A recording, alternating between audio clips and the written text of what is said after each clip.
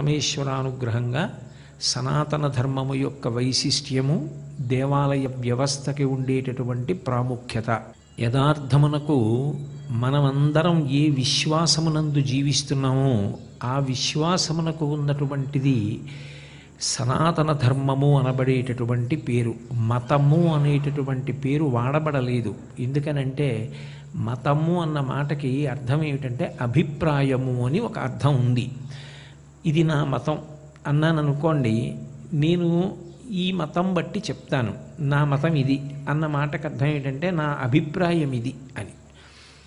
ఒకరి మస్తిష్కమునందు ఒక ఆలోచన కలిగితే దాన్ని వారి అభిప్రాయము అని ప్రకటన చేస్తారు. కానీ ఇది ఒకరి మతి వలన ఏర్పడినది కాదు.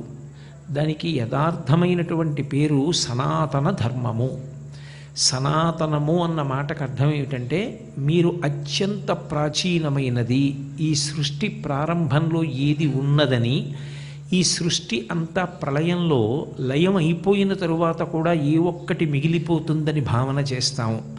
లోకంబులు లోకేశులు లోకస్తులు తెగిన తుది అలోకంబగు పెంజీకటి కావల ఎవ్వండేకాకృతి వెలుగు అతనిని సేవింతున్నంటారు పోతన గారు భాగవతంలో. ఒకానొకప్పుడు ఈ లోకములన్నీ మహాప్రళయంలో జలంలో కలిసిపోతాయి. లోకములను పరిపాలన చేశాం అనుకున్నటువంటి వాళ్ళందరూ కూడా మహాప్రళయంలో పరిసమాప్తమైపోతారు. వారి చేత పరిపాలింపబడుతున్నాం అనుకుంటున్నటువంటి సమస్త జీవరాశి కూడా మహాప్రళయంలో నీటిలో మునిగిపోతుంది. సూర్యచంద్రుల యొక్క గమనం ఉండదు. కటిక చీకటి. నత్ర సూర్యో భాతి నచంద్రతారకం నేమా విద్యుతో భాతి కుతోయమగ్ని తమేవ భాంతమనుభాతి సర్వం తస్య భాషా సర్వమిదం విభాతి అంటుంది శృతి. సూర్యచంద్రుల యొక్క గమనము లేకుండా, ఇక వెలుతురు లేకుండా ఉన్నటువంటి సమయంలో ఏ ఒక్క పరమాత్మ జ్యోతిస్వరూపుడై తానొక్కడు మాత్రమే మిగిలిపోతాడో, అలా మిగిలిపోయేటటువంటి వాడెవరో వాణ్ణి పరబ్రహ్మము ఈశ్వరుడు అని పిలుస్తారు. ఆయనే ఒకనాడు మళ్ళీ పునఃసృష్టి చేస్తాడు. ఆయన కాలమునకు వశపడేటటువంటి వాడు కాడు. అందుకని ఆయన కాలాతీతుడై ఉంటాడు. కాలాతీతుడై ఉంటాడు కాబట్టే ఎప్పుడూ యవ్వనమునందు ఉంటాడు. నేను ఒకప్పుడు యవ్వనంలో ఉన్నాను, ఇప్పుడు వార్ధక్యంలోకి వెడుతున్నాను అంటే నేను కాలమునకు వశపడిపోయాను. సమస్త జీవులు కాలమునకు వశపడతారు, కానీ భగవంతుడు అలా కాలమునకు వశపడడు. అందుకే అమ్మవారి గురించి చెప్పండి, నిత్య యవ్వన అంటారంటే ఎప్పుడూ యవ్వనంలో ఉంటుంది. ఆవిడ జుత్తు ఎలా ఉంటుంది అని అడిగారనుకోండి, అంత సనాతనమైన తల్లి కదా పూర్వజ, అన్ని ప్రాణుల కన్నా ముందు పుట్టింది. మరి ఆవిడ జుత్తు తెల్లగా ఉంటుందా అంటే ధునోతుద్భాంతం నస్తులిత దళితేందీవరవనం ఘనస్నిగ్ధ శ్రక్షణచ్చికుర నికురంబం తవ శివే యదీయం సౌరభ్యం సహజముపలబ్ధం సుమనసో వసంతస్మిన్ మన్యే వల్లమధనవాటి విటపినాం అంటారు శంకరుల సౌందర్యలహరిలో. ఆవిడ జుత్తు నల్ల కలువల తండంలా నల్లగా ఉంటుంది. అదేమిటి మరి ఎప్పుడో పుట్టిన తల్లి జుత్తు తెల్లబడదా అంటే జుత్తు తెల్లబడిపోతే కాలమునకు వశపడిపోయారని గుర్తు. ఆవిడ కాలాతీతురాలు. సూర్యచంద్రులు ఇద్దరి యొక్క గమనము చేత కాలము కదులుతోంది. సూర్యుడు ఉదయించి అస్తమించాడనుకోండి, ఒక పగటివేళ పూర్తయిపోయింది. చంద్రోదయమై చంద్రాస్తమయమైందనుకోండి, ఒక రాత్రి పూర్తయిపోయింది. ప్రత్యామ్నాయకతా పునర్న దివసా కాలో జగద్భక్షక అంటారు శంకర భగవత్పాదులు. సూర్యోదయ సూర్యాస్తమయాలలో, చంద్రోదయ చంద్రాస్తమయాలలో జీవుల యొక్క ఆయుర్దాయాన్ని పరమేశ్వరుడు గ్రసించేస్తున్నాడు. కానీ ఆవిడికి తాటంక యుగళీభూత తపనోడుప మండల, సూర్యచంద్రులిద్దరూ ఆవిడ తాటంకములు, ఆవిడికి ఆభరణాలు. కాబట్టి ఆవిడ కాలమునకు వశపడదు. పరమశివుడంతే, కాలమునకు వశపడడు. అది పేర్లు మారతాయి కానీ పరబ్రహ్మ తత్వం ఎప్పుడూ ఒక్కలాగే ఉంటుంది. దాన్ని మీరు స్త్రీ అనండి, పురుషుడనండి, ఇంకొకటి అనండి. నిజంగా భగవంతుడికి అలా స్త్రీ పురుషుడు ఉంటారా?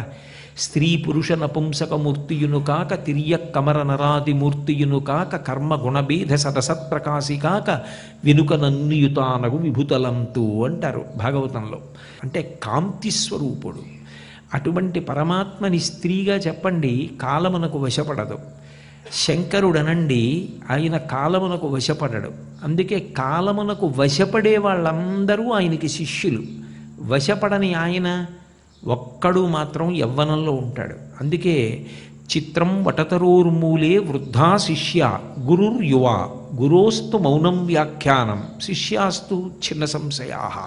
చుట్టూ కూర్చున్న సనకసనందనాదులు వృద్ధులు అంటే కాలమునకు వశపడ్డారు. ఆయన చిత్రం వటతరోర్మూలే వృద్ధా శిష్య గురుర్యువ గురువు మాత్రం యువకుడు దక్షిణామూర్తిగా శంకరుడు అంటే ఆయన కాలమునకు వశపడడం. శ్రీ మహావిష్ణువు ఎప్పుడూ యవ్వనంలోనే ఉంటారు. ఆయన కూడా వృద్ధాప్యం వచ్చేసింది అని చెప్పడం ఉండదు. అంటే ఆయన కాలాతీతుడు. కుమారస్వామి నిత్యబ్రహ్మచారి.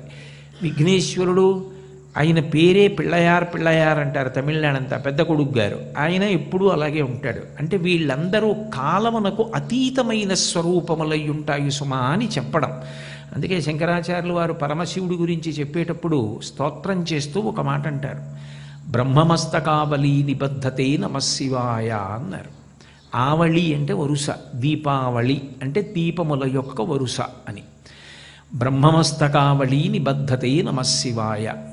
పరమశివుడు మెడలో అనేకమైనటువంటి పుర్రెలతో కూడుకున్న హారాన్ని వేసుకుంటాడు. ఒక్క పుర్రె కాదు, అనేకమైన పుర్రెలు ఉంటాయి అందులో. అంటే మనుష్యుల యొక్క పుర్రెలు బోలెడన్ని కలిపి హారంగా చేసి వేసుకుంటాడు. పునుకల పేరు కంఠమున భూరి భుజంగము భూషణంబుగా అనయము భస్మధారణము అద్రినివాసము మీరు విల్లుగా అనువుగ దంతి చర్మమును హస్తములందు కపాలశూలముల్ పడివడిదాల్తు శంకరు కృపావరు రూపమును ఆశ్రయించదన్నంటారు. ఎందుకు మెళ్ళో ఆ పుర్రెల మాల? ఆయనకు బంగారం గొలుసు చేయించేవాళ్ళు లేడా? ఆయనకు రుద్రాక్షమాల వేసేవాళ్ళు లేడా? అంటే లేక కాదు, చేయించేవాడు లేక కాదు, అసలు చేయించేవాళ్ళకి ఇచ్చేవాడే ఆయనకు ఒకడు చేయించవలసిన అవసరం ఆయనకేం ఉండదు.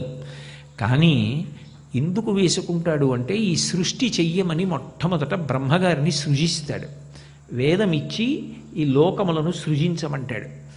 ఆయన కూడా ఒకనాడు కాలంలో పడిపోతుంది బ్రహ్మగారి శరీరం. అయ్యో, అందరికన్నా ముందు వచ్చినవాడు సృష్టికర్త పితామహుడు, ఆయన యొక్క తల కూడా రుద్రభూమిలో పడిపోతే మర్యాదగా ఉంటుందా అని ఒక గౌరవం ఇవ్వడానికి ఆ పుర్రె తీసి తడపకి చుట్టి మెళ్ళో వేసుకున్నాడు. అలా ఎన్నో పుర్రెలు మాలగా ఇప్పటికి పడ్డాయి. అంటే ఇంతమంది బ్రహ్మలు వెళ్ళిపోయారు, ఇంత సృష్టి వెళ్ళిపోయింది, ఇన్ని మహాప్రళయాలు వెళ్ళిపోయాయి, ఆయన మాత్రం అలాగే ఉన్నాడు. అంటే కాలమునకు వశపడడం. కాలమునకు వశపడవన్నటువంటి వాడు ఎవరో వాడికి సనాతనుడు అని పేరు. అంటే ఆయన ఎప్పటివాడు అంటే చెప్పడం ఎవ్వరికీ కుదరదు. భగవత్తత్వమునకు ఉండేటటువంటి గొప్పతనం ఏమిటంటే రెండు విరుద్ధమైనటువంటి లక్షణములు ఏకకాలమునందు ఒక వస్తువునందే ప్రకాశిస్తాయి. భగవంతుడు అలా కాదు, ఇక్కడే ఉన్నాడు ఇక్కడ లేడని చెప్పడం కుదరదు. ఇందుకలడందు లేడని సందేహము వలదు చక్రి సర్వోపగతుండెందెందు వెతకి చూచిన అందందే కలడు అనవగ్రని వింటే. ఆయన ఒకచోట ఉండడం ఒకచోట ఉండకపోవడం ఉండదు. అంత వృద్ధుడు కదా, ఎప్పుడో పుట్టాడు కదా, ఇప్పుడు ఎలా ఉంటాడు, గడగడ వణుకుతూ ఉంటాడా అనడానికి ఉండదు. ఇప్పుడు యవ్వనంలో ఉంటాడు. అందుకే శివమహిమ్నా స్తోత్రం చేస్తూ పుష్పదంతుడు నమో నీధిష్టాయ ప్రియదవదవిష్టాయి చ నమో వర్షిష్టాయ త్రినయన అవిష్టాయి చ నమో నమః సర్వస్మైతే తదిగమితి శర్వాయ నమః అంటాడు. బాగా దూరంగా ఉండేవాడు ఆయనే, బాగా దగ్గరగా ఉండేవాడు ఆయనే. లోపలే కూర్చుని ఉంటాడు. నీవారస్సూకవత్తన్వీ పీతాభాస్వత్యనూపమా. ఇంతకన్నా దగ్గరగా నా హృదయంలో పరమాత్మ వెలుగుతున్నాడు. నాయందే కాదు, సమస్త ప్రాణుల యందు. కానీ పరమాత్మ ఎప్పుడు నా హృదయ క్షేత్రమునందు ప్రకాశిస్తూ ఉంటాడు. ఆయన కన్నా దగ్గరగా ఉండేవాళ్ళు లేడు.